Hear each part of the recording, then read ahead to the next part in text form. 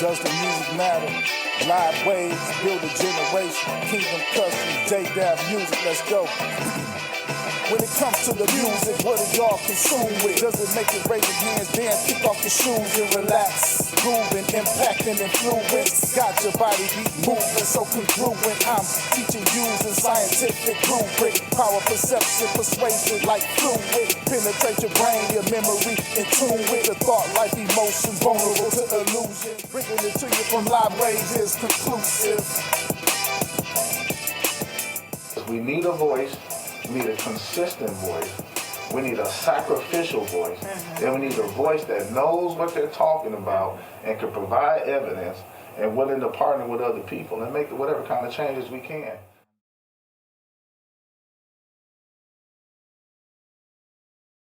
Hi, and welcome back to Does the Music Matter? I'm your host, Corey Pritchett, aka the Multi-Ministry Man. So listen, we have already pretty much just went through the basis of what we'll be talking about in regards to the book. We read the table of contents. We went through the forewords written by Pastor Bob Davis and Dr. Edward Jones. And so now what we're going to begin to do, starting with episode 3, is actually go through each section very, very briefly. We're going to just touch base on what content or the contents of each section. Okay, and so today what we're going to do is begin in section 1. Okay, and section 1 is the soul of human existence. Okay, and so I just would like to explain very briefly why did we begin this literary work with touching on the soul? Why even bring in any relevance to the soul? Why not just get straight to the mind and the emotions of music and all of that stuff? I want to share with you why. The reason being is because I had to meditate and really think about what is it that all human beings possess, no matter what their ethnic group, no matter what their socioeconomic status, gender, religion, spirituality, sexual orientation, no matter what was the one thing that I could come up with that correlated to all humans? A soul. All humans have a soul. They are a soul. They have a living soul, right? And so, since we are beginning this with the foundation of the soul, we're going to read directly from the book, get some very prevalent information out, and then we're going to continue pressing on, okay? And so, for a brief moment, on page 2, it says, for a brief moment, let's draw attention to the innermost part of our being, the soul. I tend to lean towards the acceptance of references of the soul, such as Goldsmith's, as it being the earliest, deepest, and most authentic part of us. It is the part of us that is the most influential in affecting behavioral change and improving self-esteem. Goldsmith, 2010. For the purposes of the soul being directly related to the mind, emotions, and behavior of human beings, we will glean from an ancient biblical text worldview and a historical contemporary psychological perspective. And so these are the two perspectives we're going to come from. And the reason being is because regardless of individuals' religious beliefs, spiritual beliefs, many people across the world respect the Bible. There's many people that don't believe in Jesus Christ, but yet they still respect the Bible for its authenticity, its wisdom, its knowledge, so on and so forth. And so because of the high level of regard the Bible has and the wisdom that's in it, and as much as people respect the school or the discipline of psychology just as much, I wanted to use those two perspectives to kind of help us with a foundation of what a soul is. Okay? And so, psychological perspective, although the academic and clinical discipline of psychology has become a medical and therefore a pathology-oriented field. Prior to the late 1800s, the study of our inner mental life was the study of our soul, our deepest self or essence. Okay, that's Goldsmith, 2010. Well, as a human, as a professional, I am a psychologist, okay? I got papers to supposedly prove it, okay?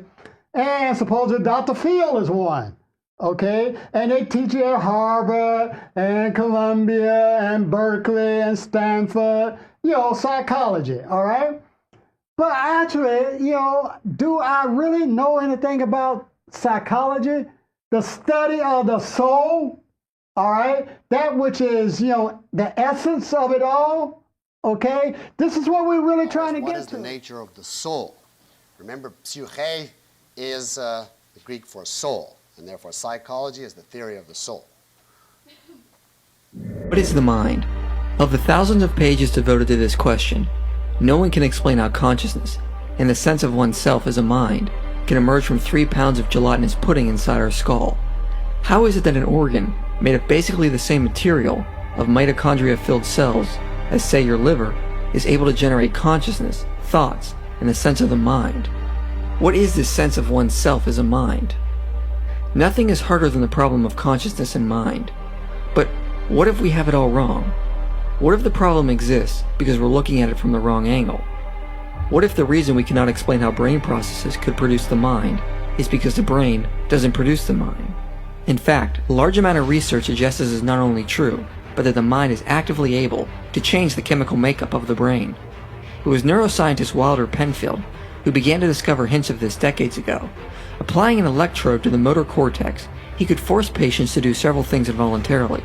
He could raise arms involuntarily, even vocalize, as well as recall memories. But in his studies, he could not involuntarily force patients to act. In other words, he could not stimulate the will. There is no place in the cerebral cortex where an electrical stimulation will cause a patient to decide. Penfield concluded that there was a causal force missing, which could not be explained from brain chemistry alone. He argued the mind was not in the brain chemistry and cannot be explained by it. All right. And so, the ancient biblical worldview, okay, regards to the soul in ancient biblical texts, early Hebraic teachings and writings in the Old Testament sometimes use the word soul and spirit interchangeably, okay? And so, one thing about the Bible, it has been transliterated from Greek into English, from Hebrew into English, so on and so forth in different sections of the Bible. I would like to cause your attention to the New Testament, which is what the latter part of the Bible is referenced as. And so in 1 Thessalonians 5:23, the spirit and soul is being separated. And so the relevance of that is just sharing with you how the Hebraic teachings, like I said already, used to use soul and spirit interchangeably. But in the New Testament of the Bible, we see in 1 Thessalonians 5:23 that spirit and soul were separated. And so as far as the Bible goes, the ancient biblical worldview, the soul is of 3 parts: the mind, the will, and the emotion. This is clearly and definitively proved by the word of God. Proverbs 2:10 says, "Wisdom will enter your heart, and knowledge will be pleasant to your soul." Because knowledge is a matter of the mind, this proves that the mind is a part of the soul. Okay? And so there's more passages in there. There's more information in this aspect of the book that kind of expounds more.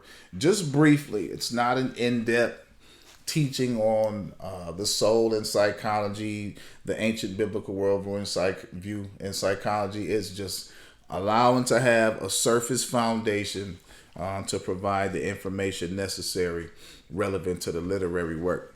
Okay, and so at the end of each section we have questions. Okay, so for section 1, and we're wrapping up right now. So what are the main 3 components of the soul? Section 1, I'll answer them for you: the mind, the emotions, and the behavior. Okay, or the manifested will.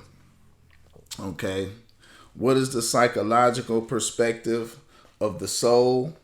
The psychological perspective of the soul originally was that psychology was the study of the soul. And also the psychological perspective of the soul is that psychology is the study of the mind, the emotions, and the behavior of mankind. What is the ancient biblical worldview of the soul? The ancient biblical worldview of the soul is that soul and spirit was used interchangeably by the original Hebraic teachings.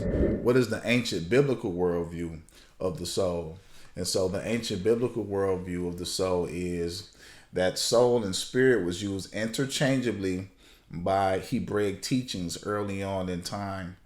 And then later on, as the New Testament was translated and transliterated from Greek to English, soul was separated and was pretty much given its own definitive perspective of what it was. And so the ancient biblical worldview as well encompasses the mind, the emotions, and the will, the behavior.